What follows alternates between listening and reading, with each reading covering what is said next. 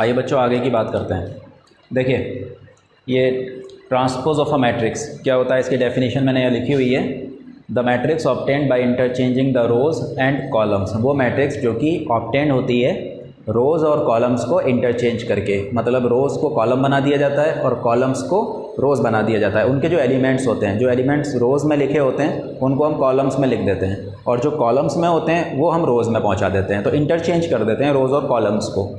तो उससे हमें क्या मिलता है, ट्रांसपोज मिलता है। और transpose of the matrix A, अगर ए मैट्रिक्स का हम ट्रांसपोज फाइंड आउट कर रहे हैं तो उसको डिनोट किया जाता है ए पर ऐसे डैश लगाकर, ठीक है। ये ए ट्रांसपोज पढ़ा जाता है, ट्रांसपोज ऑफ ए, या फिर हम ए के ऊपर छोटा सा टी लिख देते हैं, ठीक है। तो ये ए ट्रांसपोज पढ़ा जाता है या ट्रांसपोज ऑफ ए।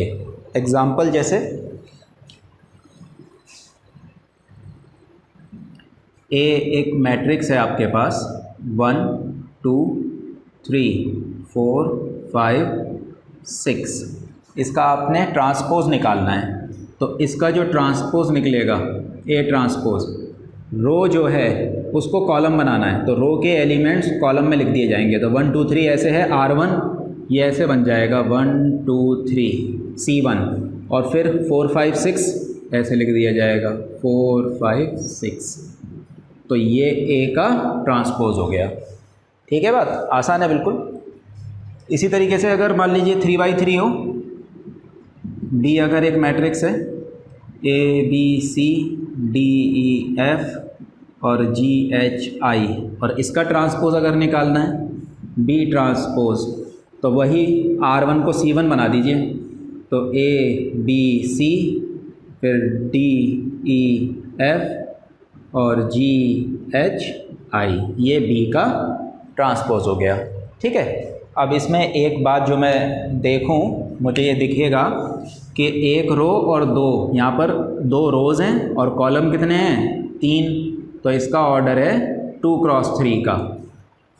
और जो ट्रांसपोज आया उसमें रोज़ कितनी हो गई 3 और कॉलम कितने हैं 2, तो इसका ऑर्डर हो गया 3 क्रॉस 2 का। तो यहाँ से हमें क्या पता लगा कि रोज़ और कॉलम्स इंटरचेंज हो जाते हैं। तो 2 तो यहाँ रोज़ थी वो वहाँ कॉलम बन गए, और यहाँ 3 कॉलम थे वो वहाँ रोज़ हो गए। वही का वही हाल यहाँ पर है कि ये 3 बाई 3 है क्योंकि ये स्क्वायर मैट्रिक्स है, तो इसका इंटरचेंज होकर भी क्या रहेगा 3 बाई 3 ही रहेगा, ठीक है।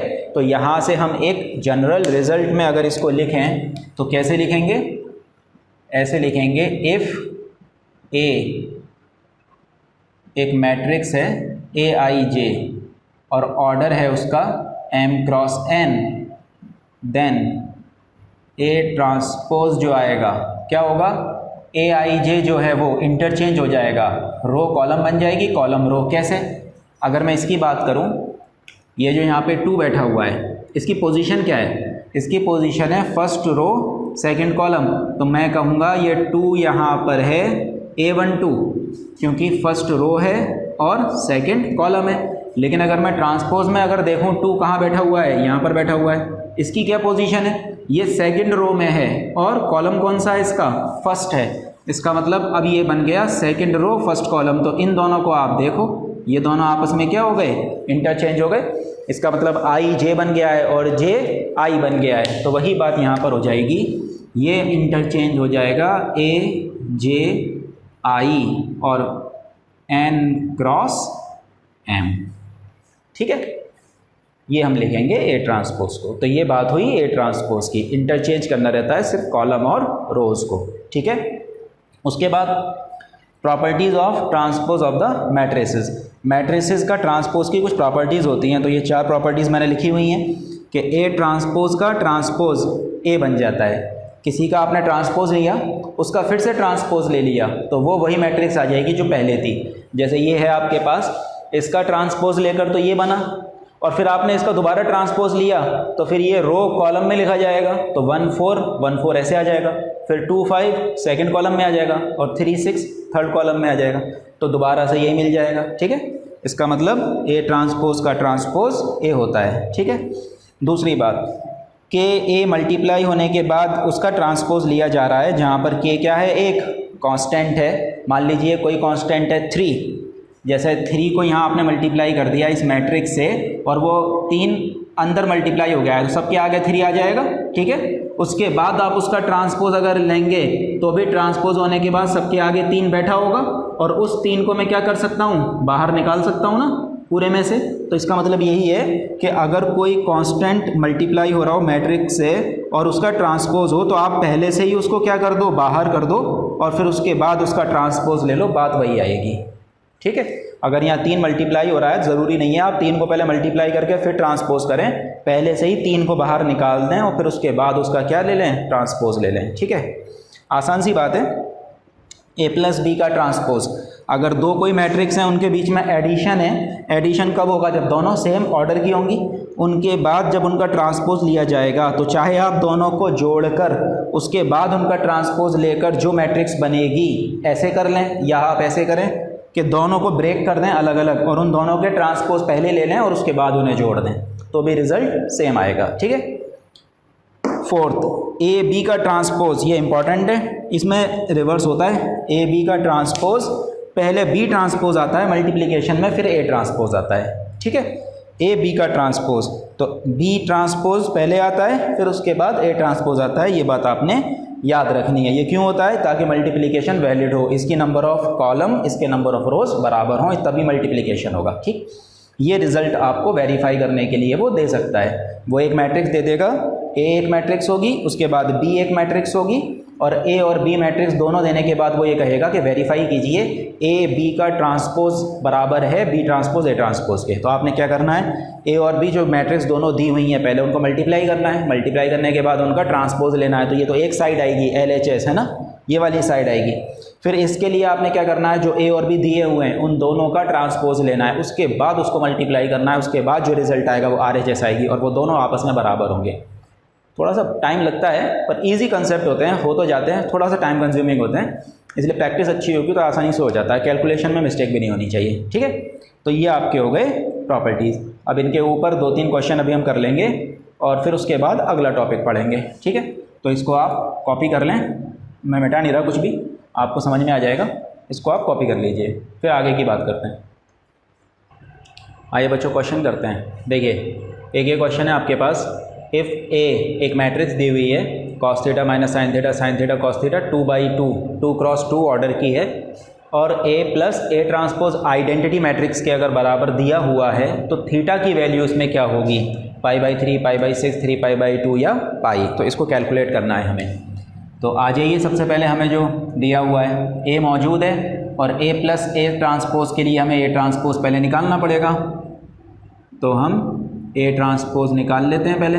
ए ट्रांसपोज क्या होगा, रो को कॉलम में लिखा जाएगा, तो ये cos theta minus sine theta जो ऐसे लिखा हुआ है रो में वो ऐसे आ जाएगा कॉलम में, और फिर साइन थीटा cos थीटा,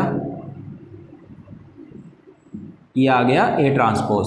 अच्छा, अब हमें दिया हुआ क्या है कि ए प्लस ए ट्रांसपोज आई है, तो सिंस हमें ये दिया हुआ है कि A plus A transpose identity matrix है, तो ए की जगह पर तो ये है हमारे पास cos theta minus sine theta और साइन थीटा cos थीटा, और प्लस ए ट्रांसपोज जो है हमारे पास ये निकल कर आ चुका है cos theta sine theta minus sine theta cos theta बराबर आई।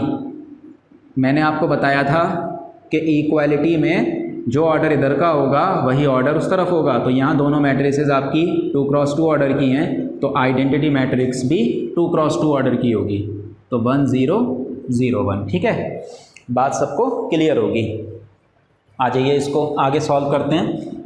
करस्पॉन्डिंग एलिमेंट्स को ऐड करना है, cos theta plus cos theta, तो ये हो गया हमारे पास 2 cos theta, minus sine theta plus sine theta 0 आ गया, sine theta plus minus sine theta 0 आ गया, cos theta plus cos theta 2 cos theta, और ये हमारे पास 1 0 0 1 बाई इक्वालिटी ऑफ मैट्रिसेस। हम जानते हैं करस्पॉन्डिंग एलिमेंट इक्वल होते हैं, तो 2 cos थीटा 1 के बराबर हो जाएगा। अब जब 2 cos थीटा 1 के बराबर हो गया तो यहाँ से cos थीटा की वैल्यू आ गई 1/2। अब हम क्लास 10th में थोड़ा सा पीछे की तरफ जाएं तो आपने देखा होगा कि टेबल आपने याद की थी, cos थीटा की वैल्यू 1/2 कहाँ पर होती है, cos 60 पर, इसका मतलब π/3 पर। और यहाँ पर जब ये दोनों ट्रिग्नोमेट्रिक रेशियोज आपस में इक्वल हैं, कॉस कॉस के बराबर है, तो 100% थीटा किसके बराबर होगा, π/3 के बराबर होगा। तो आंसर आपके पास आ गया थीटा की वैल्यू π/3। ठीक है, आसान था। बस A+A जो दिया हुआ है आई, उसको मैंने दोनों को रख के उनको ऐड कर दिया, आइडेंटिटी मैट्रिक्स के बराबर रख दिया, इक्वलिटी ऑफ मैट्रिसेस से करस्पॉन्डिंग एलिमेंट्स को इक्वल रखा। इक्वल रखने के बाद हम चलते चले गए, वहाँ पर trigonometric ratio cos theta cos π/3 के बराबर आ गया। कोसाइन दोनों इक्वल हैं, तो इसका मतलब एंगल भी इक्वल होंगे, तो थीटा बराबर किसके हो गया, π/3 के। ठीक, यहाँ पर आ जाते हैं। ए और बी आपको दी हुई है दो मैट्रिसेस, और वेरीफाई करना है AB किसके बराबर आना चाहिए, B ट्रांसपोज A ट्रांसपोज। वही जो मैंने अभी आपसे कहा था कि इस तरह के क्वेश्चन पूछ लेता है वो। ठीक है, तो हम क्या करेंगे, एक साइड यहाँ निकाल देंगे, एक साइड यहाँ निकाल देंगे, ताकि दोनों साइड हमारे पास आ जाएं। तो क्या करना है, पहले AB का ट्रांसपोज, तो A और B को मल्टीप्लाई करना पड़ेगा, A और B को मल्टीप्लाई करना पड़ेगा। तो A हमारे पास है -2 4 5 और B हमारे पास है 1 3 -6।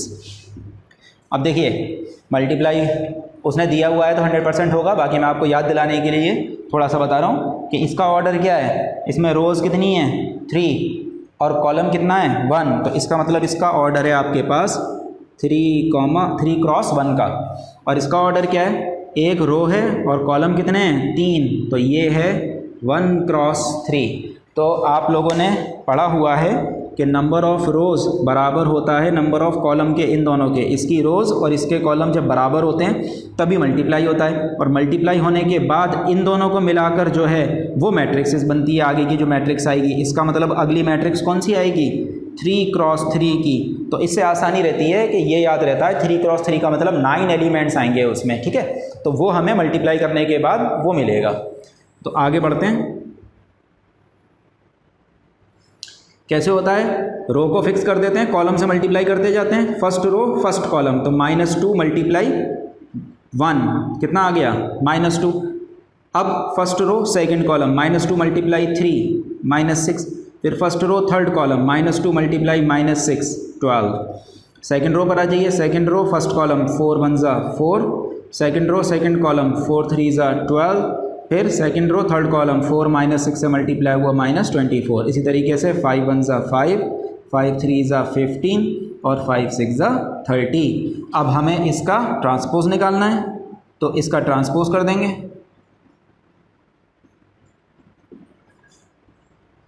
तो ये ट्रांसपोज होने के बाद ये बन जाएगा -2, ये रो कॉलम में लिख दिया जाएगा, -6 12 4 12 -24 और 5 15 -30। ये वाली साइड आ चुकी है आपकी लेफ़्ट। राइट की बात करें तो राइट में हमें पहले B ट्रांसपोज और A ट्रांसपोज निकालना पड़ेगा। तो A का ट्रांसपोज कर लेते हैं यहाँ पर हम, A ट्रांसपोज। ये इस तरह से लिखी हुई जो कॉलम है C1 ये रो में तब्दील हो जाएगा, तो ये बन जाएगा -2 4 5। और जो B है हमारे पास उसका ट्रांसपोज ये रो कॉलम में आ जाएगा, तो 1 3 -6। अब इन दोनों को मल्टीप्लाई करना है, तो B ट्रांसपोज A ट्रांसपोज। तो B ट्रांसपोज पहले लिखें 1 3 -6 और ये मल्टीप्लाई होगा -2 4 5 से। बिल्कुल इसी तरह है 3 क्रॉस 1 1 क्रॉस 3, रिजल्ट वही आएगा 3 क्रॉस 3 का उधर भी। तो क्या रिजल्ट आ जाएगा यहाँ पर, 1 -2 से मल्टीप्लाई हुआ -2, फिर 1 4 से मल्टीप्लाई हुआ 4, फिर 1 5 से 5, 3 -2 से -6, 3 4 12, 3 5 15, -6 -2 12 हुआ, -24 और -30।